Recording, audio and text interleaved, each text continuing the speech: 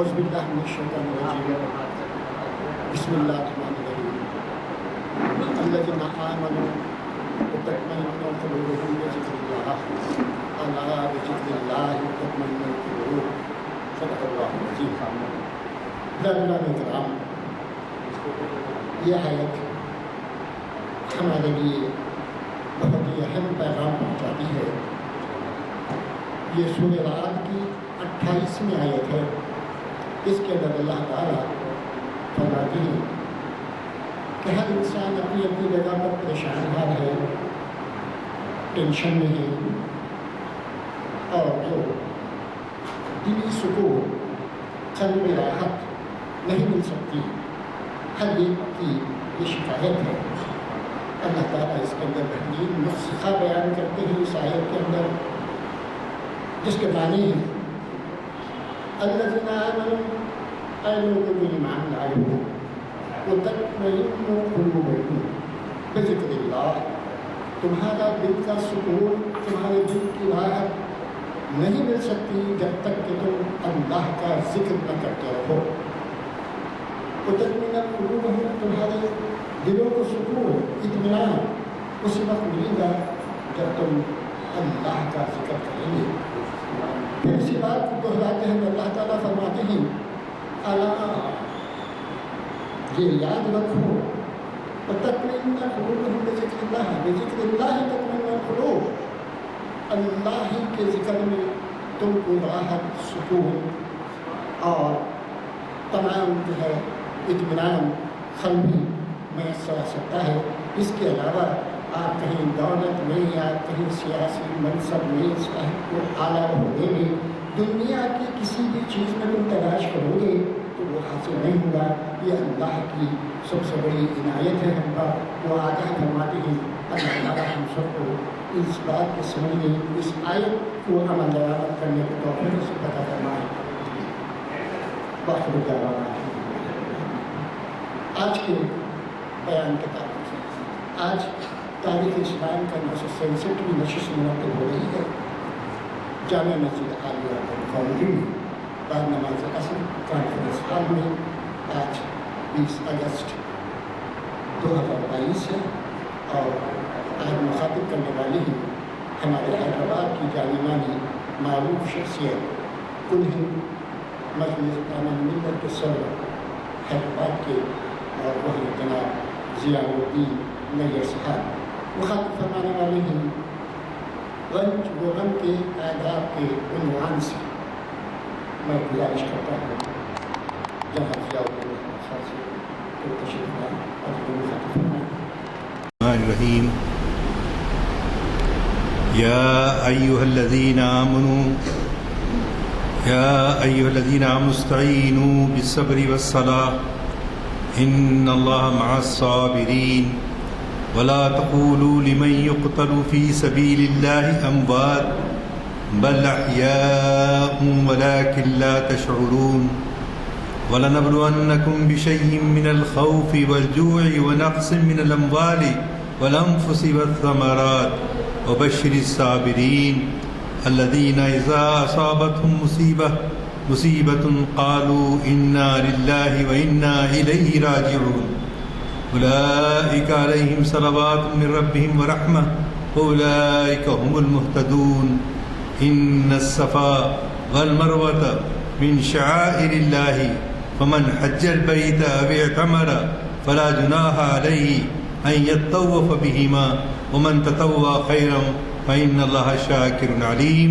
صدق الله العظيم وصدق رسوله النبي الكريم ونحن على ذلك من الشاهدين والشاکرین والحمد للہ رب العالمین۔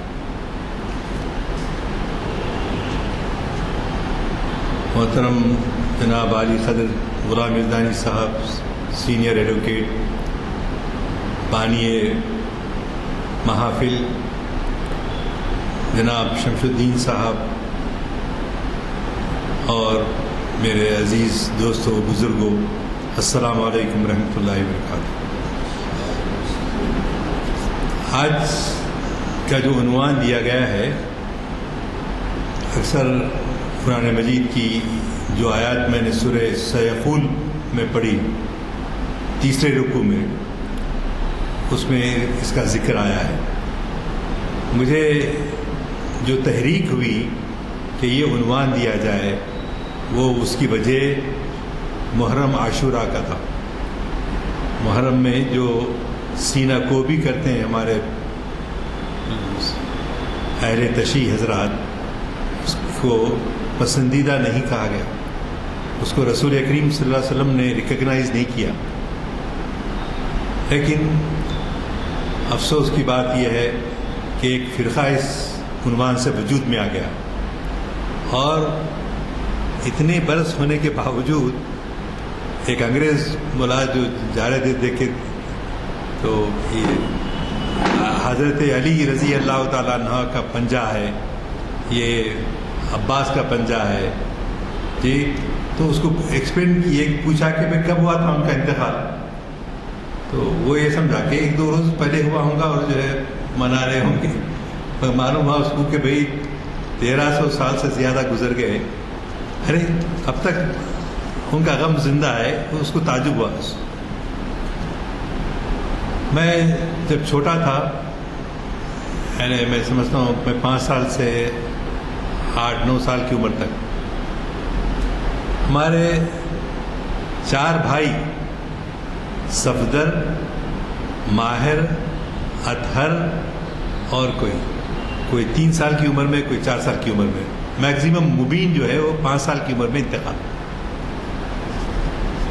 تو ہمارے والد صاحب کو میں دیکھتا تھا، اثر بڑا پڑتا والدین کا اولاد پر. تو انہوں نے دیکھ کر بس آنکھیں بند رہتی تھیں، آنسو ٹپکتے تھے.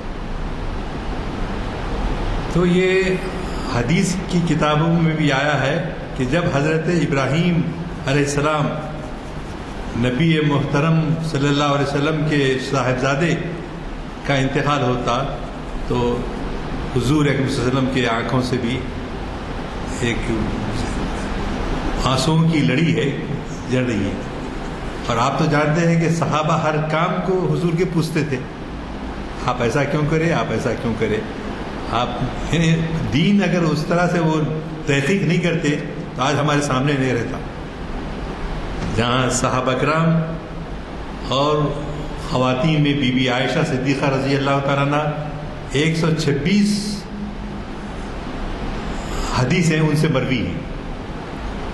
اسی طرح حضرت ابو ہریرہ رضی اللہ تعالیٰ عنہ سے بہت ہیں.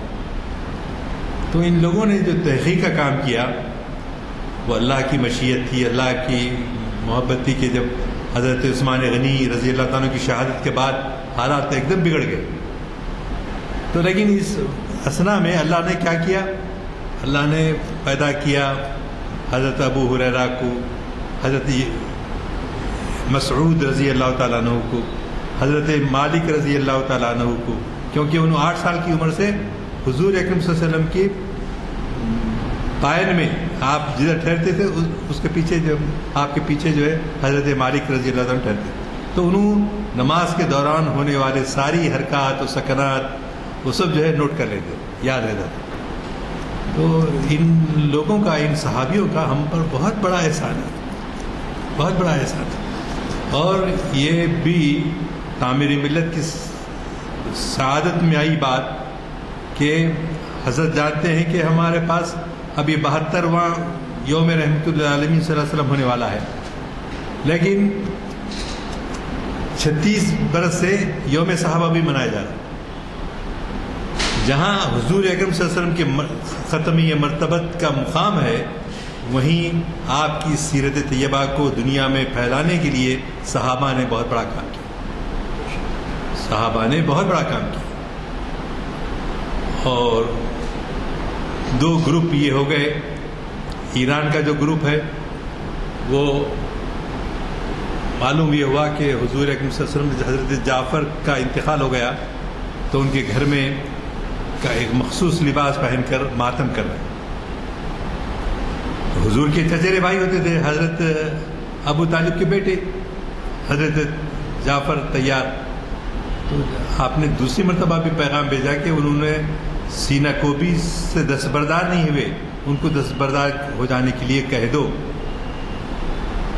تو تیسری مرتبہ بھی نہیں ہوا تو آپ نے کہا ان کے مذمت کی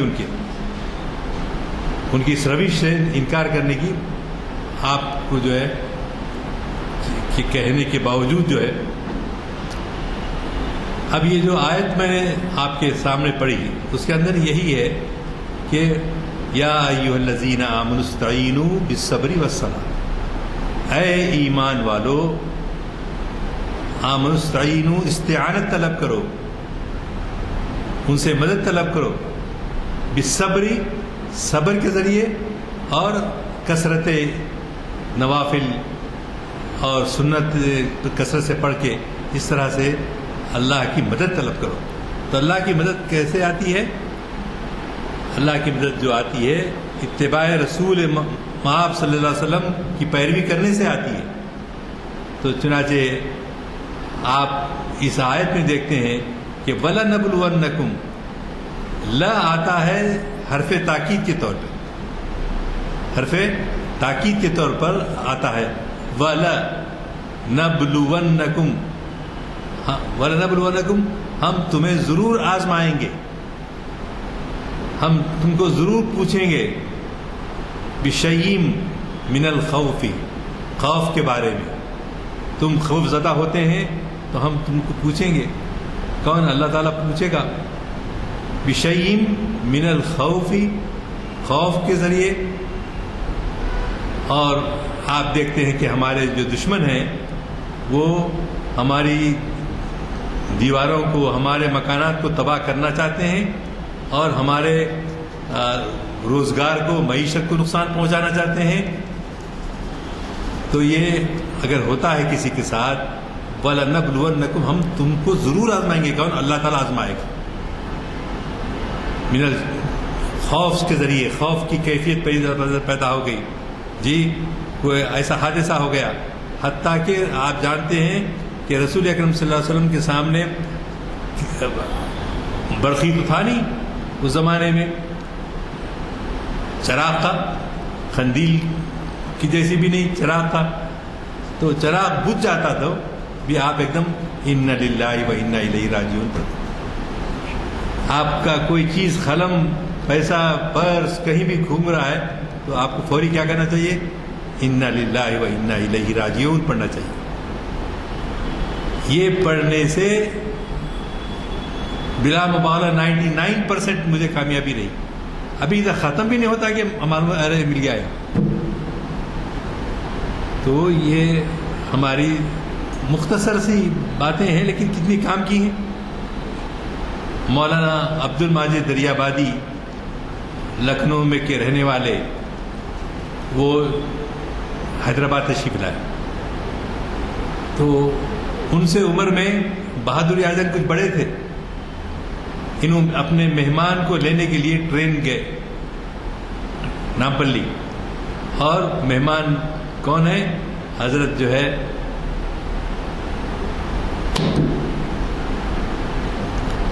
عبد الماجد دریابادی. تو عبد الماجد دریابادی کو وہ کہتے ہیں، لکھتے ہیں، کتاب میں لکھا ہوا ہے کہ میں ان کے ساتھ بیٹھا، ان کو ان کی نشست پر بٹھایا اور نامپلی اسٹیشن سے روانہ ہو کر ہم اپنے قیامگاہ کو پہنچے. اور وہ آئے تھے اس دورے کے بعد جبکہ بہادر اعظم کا انتقال ہو چکا تھا.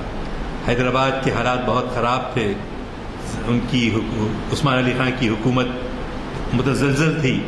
تو ان حالات میں وہ آئے. تو بہادر اعظم کہتے ہیں کہ ادھر دائیں مڑو بائیں مڑو، فوری طور پہ حدیث، دعا، اللہم جزا سبحان الذی سخر لنا ھذا وما كنا له مقرنین وإنا إلی ربنا لمنقلبون. اکثر ہمارے الحمدللہ بچے جو ہیں جن کے پاس گاڑیاں ہیں ان کے ماں باپ ان کو سکھاتے کہ یہ دعا پڑھو. اسی طرح کھانے کے بعد کی دعا، کھانے سے پہلے کی دعا، جی کوئی بجلی چمکتی ہے تو اس کی دعا. تو یہ کیا ہوتا ہے اس میں؟ رجوع الی اللہ، اللہ کی طرف جو کچھ ہو رہا ہے اللہ کے حکم سے ہو رہا ہے. اور طمانیت قلبی، گھبراہٹ نہیں ہوتی، ارے گڑگڑاہٹ ہو رہی ہے، بادل ایک دوسرے سے ٹکرا رہے ہیں، کیا ہوگا، ایسی وحشت نہیں پیدا ہو، بشرطے کہ ہم جو مروجہ ارشادات رسول اللہ صلی اللہ علیہ وسلم کے ہیں اس کو پڑھیں، اس کو یاد کریں، اور زندگی میں جیسا بہادر یار جنگ کرتے تھے، چلتے پھرتے ان کو. عبد الماجد دریابادی خود بڑے عالم مفسر قرآن، اور بڑے متاثر ہوئے کہ ایک متشرع آدمی کے ساتھ میں جو ہے گزر رہا ہوں، اور کیسے ہے تفسیر قرآن لکھے سوئے، اور صدق جدید جو کئی سالوں تک نکلتا تھا، آپ بھی پڑھے ہم بھی پڑھے صدق جدید. تو ایسے ہمارے بزرگ گزرے. تو ہمارا یہ کام ہے کہ ہم کسی وقت مرحلے پر بھی پریشان نہ ہوں، طمانینت قلبی رہے. اصل چیز طمانینت قلبی ہے. بالکل حالات کچھ ہو رہے ہیں، اللہ کی مرضی، سبحان اللہ و بحمدہ سبحان اللہ العظیم، سبحان اللہ و بحمدہ سبحان اللہ العظیم، پڑھتے جائیے، کتنے اس کی برکتیں ہیں. اسی طرح آپ ہر نماز کے بعد تو سبحان اللہ الحمدللہ اللہ اکبر 34 مرتبہ پڑھتے. بچوں یہ تسبیح فاطمہ ہی ہے، حضرت حضور اکرم صلی اللہ علیہ وسلم نے اپنی بیٹی، پیاری بیٹی بی بی فاطمہ رضی اللہ تعالیٰ عنہ کو سکھائی. تو ہمارا بھی یہ کام ہے کہ الفاظ آسان ہیں، کوئی مشکل نہیں ہے، اور آسانی سے ہم یاد کر سکتے ہیں. اس عمروں کے اندر بھی اللہ تعالیٰ ہماری یادداشت کو قوی بھی بنائے گا، اور اس سے برکتیں بھی نازل ہوگی. اور جس طرح سے بہادر یار جنگ نے متاثر کیا عبد الماجد دریابادی کو، آپ بھی جیسا ہم اب بات کر رہے ہیں، ایک 50 سال کے بعد آپ لوگوں میں سے جو بھی اللہ تعالیٰ زندہ رکھے گا بولیں گے بھائی یہ ہمارے ابا جان نے سکھایا، یہ ہمارے چچا جان نے سکھایا، یہ ہمارے خالو جان نے سکھایا. یہ بہادر یار جنگ کے جو ہے انتقال ان کے والدین کا جلدی کم عمری میں ہو گیا. تو انہوں نے کس سے تعلیم حاصل کی؟ اس زمانے میں تعلیم ان کی نانی نے ان کو دیا گھر میں قرآن مجید. ایک دن نہیں کھائے تو کھانا نہیں دے دیتے، نہیں تم کھانا نہیں کھائے، ابھی تم فجر کے بعد قرآن نہیں پڑھے، لہٰذا ابھی تمہارا کھانا نہیں. ایسی جو ہے طریقے سے تربیت دی گئی. تو ہمارا بھی یہ کام ہے کہ ہم جو ہے اپنے گھروں میں، اپنے خاندانوں میں، اور جہاں دیگر اگر آپ دیکھیں کوئی بچے تو انا للہ و انا الیہ راجعون، ہم اللہ ہی کے لیے ہیں اور اللہ ہی کے پاس جانے والے ہیں. تو ماشاء اللہ یہ سکینت قلبی، الا بذکر اللہ تطمئن القلوب، الا بذکر اللہ، اللہ کے ذکر سے ایک طمانینت قلبی حاصل ہوتی ہے، کوئی پریشانی کی بات نہیں. تو انعامات الہی ملنے پر شکر گزار ہونا، اللہ کی انعامات ملتے ہیں، بچوں کا اچھا رزلٹ آ جاتا ہے، جی بچی کا اچھا پیام طے ہو جاتا ہے، یہ خوشی کی بات ہے. تو اس کا اللہ میاں کا شکر ادا کرے. اور اگر کوئی تکلیف پہنچ رہی ہے، کوئی نقصان کے جیسا محسوس ہو رہا ہے، پر اللہ کی طرف سے ہے، تو بھی صبر کے ساتھ اس کو قبول کرنا، شکر، اور اللہ تعالیٰ کا جو ہے کیوں یاد کرنا جب بھی کچھ مشکلات ہوتی ہیں، اپنے گھر میں بچوں کو بیماریاں آتی ہیں، جو بھی ہوتا ہے، رجوع الی اللہ ہونا ضروری ہے. اور یہی وہ کلمات ہیں کہ ہمارے والدین ہم کو بھی سکھاتے رہے ہیں. اور آج بھی ابھی ہمارے گلشن خلیل میں 2 دن پہلے بچوں کا سالانہ جلسہ ہوا. بچے جو ہے ماشاءاللہ نماز میں کتنے فضائل ہیں، کتنے سنن ہیں، کتنے، وہ سب بچوں کو اچھا یاد ہے، بڑوں کو یاد نہیں ہے. یہ اللہ کا کرم ہے. اگر ہم جاری کریں تو اللہ ہمارے کو کون سا ثواب دے گا؟ ثواب جاریہ سے. بعد میں بھی ہماری خبر میں ہم کو اس کا ثواب ملتا رہے گا. تو یہ تعلیم کا بڑا اہم مسئلہ ہے. اس لیے میں اس سے پہلے بھی بتایا تھا کہ حضرت محمد مصطفیٰ احمد مصطفیٰ صلی اللہ علیہ وسلم پر جو وحی نازل ہوئی اس وحی میں کیا ہوا؟ اقرأ باسم ربک الذی خلق الانسان من علق. یہ قرآن کی آیت میں سے آیا. اللہ نے یہ نہیں کہا ارے کلمہ تو سکھا دوں میں پہلے، لا الہ الا اللہ محمد رسول اللہ، جی اشہد ان لا الہ الا اللہ وحدہ لا شریک لہ واشہد ان محمدا عبدہ ورسولہ. یہ اللہ میاں یہ بھیج سکتے تھے؟ نہیں، بلکہ اقرأ باسم ربک الذی، اس آیت کو اللہ نے پریورٹی دی یاد کرنے کی. اور ایسی آیت کے پہلے 5 آیتیں آئیں، پھر بعد میں ایک عرصے تک آپ کو جو دہشت طاری تھی تو کچھ دن کے لیے وقفہ ہوا، اور پھر جو ہے سورہ مدثر، سورہ مزمل، یہ جو ہے سورہ نازل ہونے لگے. تو جہاں جہاں ہم قرآن مجید کا بھی مطالعہ کریں وہاں حدیث کی کتابیں سے بھی ضبط رکھنا چاہیے. ایک فرقہ نکلا ہے ہمارے پاس جو کیا بولتے ہیں، حدیث کیوں نہیں مانتے. اللہ میاں اس میں دے دیے ہم حدیث کو نہیں مانتے. استغفر اللہ. اللہ کا فرمان ہے کہ ہم جو ہے محفوظ کر رکھے ہیں آپ کے کلام کو، حدیث شریف کے جو ہے پورے کلام کو ترتیب کے ساتھ، جس ترتیب کے ساتھ رسول اللہ نے بتایا اس طرح سے محفوظ کر کے رکھا ہے. اور ہمارے پاس بعض لوگ ہیں کہ اپنی عقلوں کو عقلی دور لے جاتے ہیں اور عقلی طور پہ تفسیریں کرتے ہیں. یہ غیر ذمہ دارانہ حرکت ہے.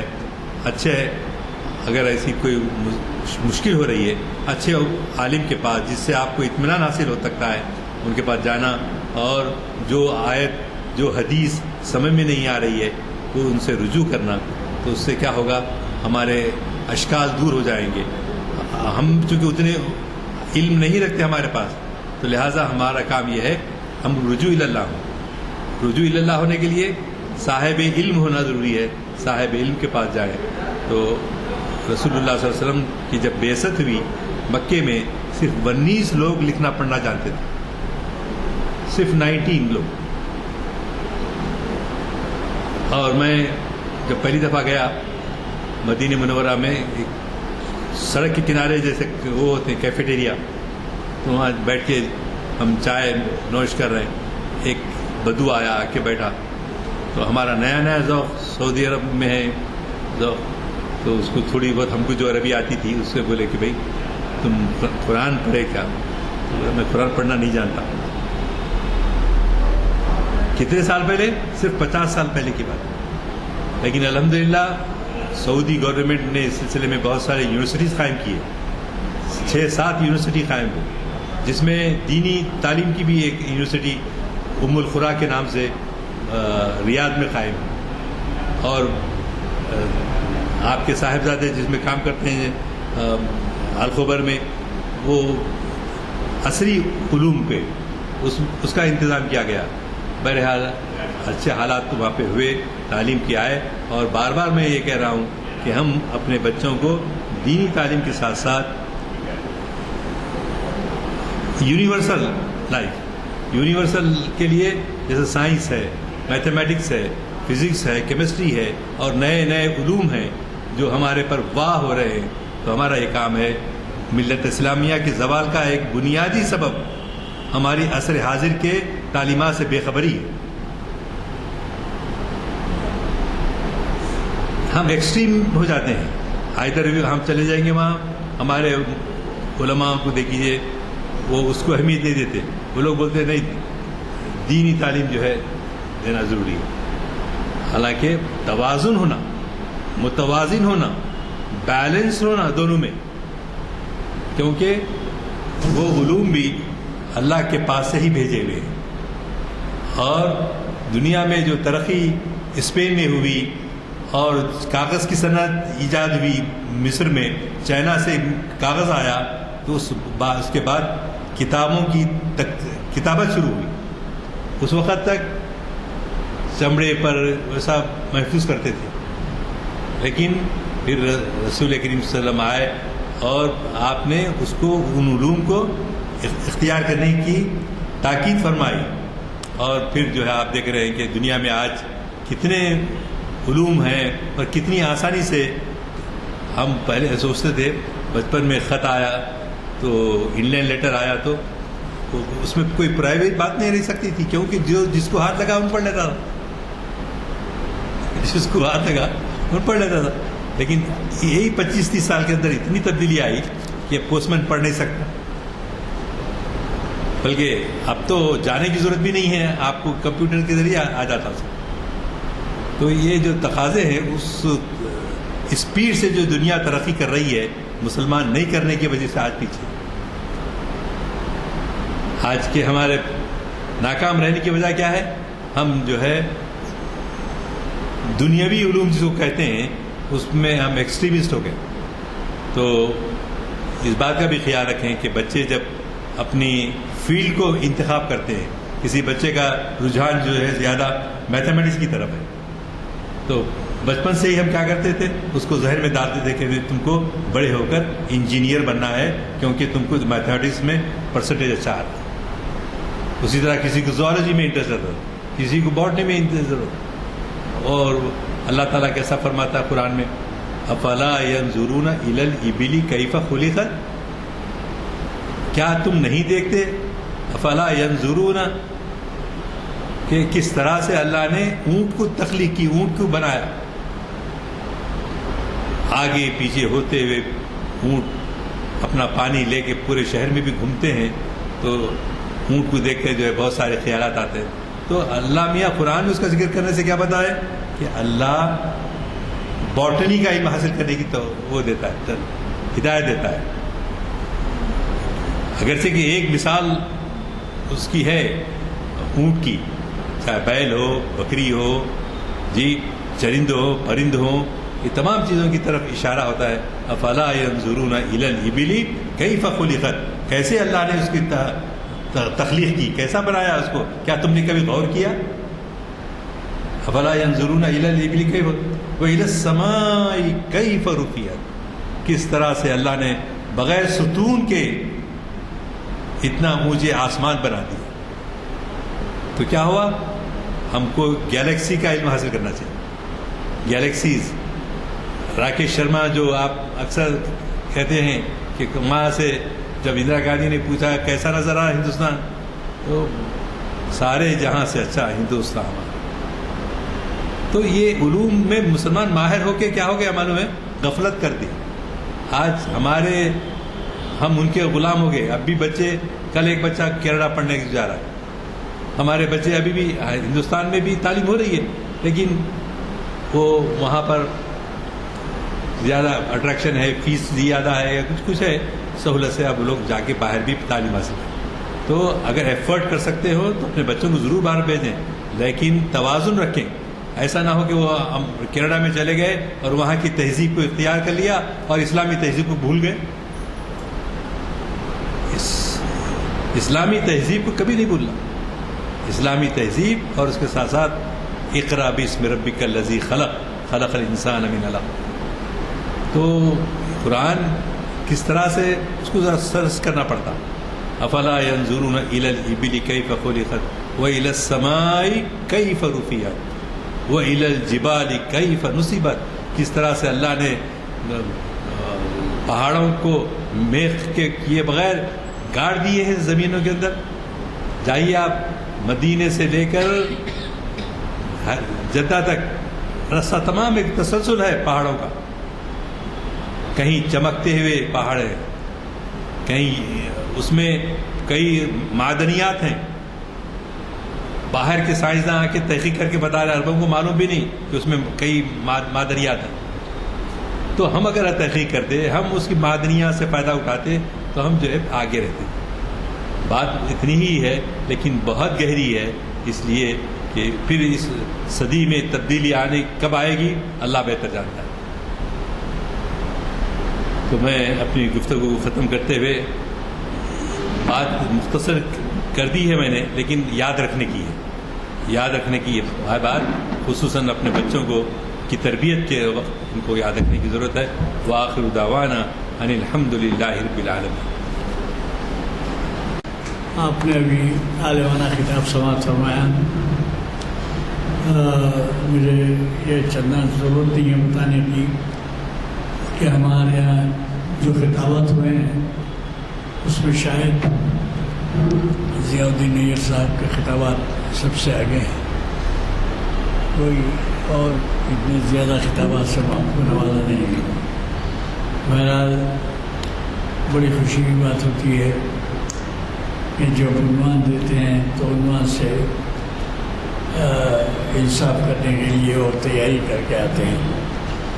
آپ نے غور فرمایا کہ انہوں نے کس قدر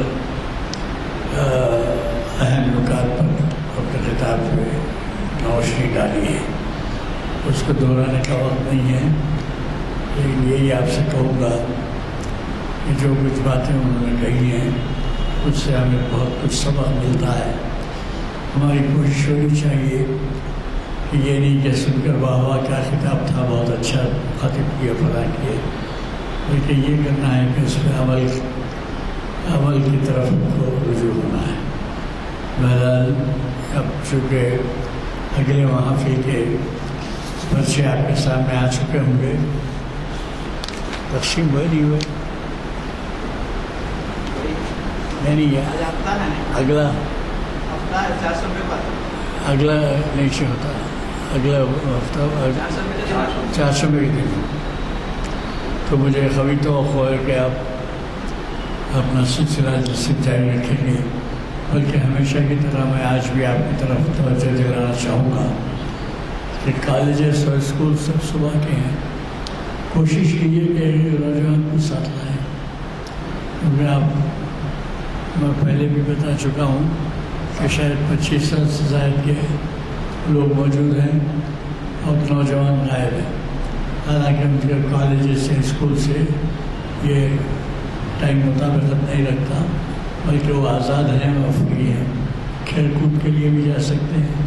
ہمارے یہ تو نہیں ہے کہ ہمارے محافل روز ہوتے ہیں، لہٰذا کوشش کیجیے کہ ان کو توجہ دلائیں۔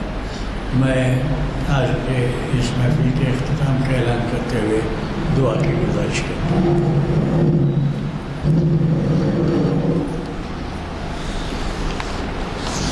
بارک وسلم ربنا آتنا فی الدنیا حسنۃ وفی الآخرۃ حسنۃ وقنا عذاب النار ربنا هب لنا من لدنک ذریۃ طیبہ انک سمیع الدعاء اللهم ارزقنا توبة نصوحا قبل الموت اللهم ارزقنا شہادہ عند الموت اللهم ارزقنا جنۃ ونعیما بعد الموت۔ اے اللہ جو بیمار ہیں ان کو شفا یاب کرنا، آمین۔ اے غلام مردانی صاحب کو صحت و عافیت تاکہ وہ تیرے دین کا جو سب پروجے کا کام انجام دے رہے ہیں، اے اللہ تو ہی ان سے لینے والا ہے، اور حاضرین کے میں بھی ان کی جو تڑپ اپنے بچوں کے لیے، ان کے مستقبل کے لیے ہے، اے اللہ ان کو بھی نیک توفیق عطا فرما اور صحیح فیصلے کرنے کی توفیق عطا فرما، اور آنے والی نسلیں اسلام کے علم بردار بن کر آئیں اور اسلام کا بول بالا ہو۔ اے اللہ ان تمام دعاؤں کو آپ اپنے فضل و کرم سے قبول فرمائیے۔ صلی اللہ تعالی علی خیر خلقہ ونور عرشہ سیدنا مولانا محمد وعلی آلہ وصحبہ اجمعین، آمین برحمتک یا ارحم الراحمین۔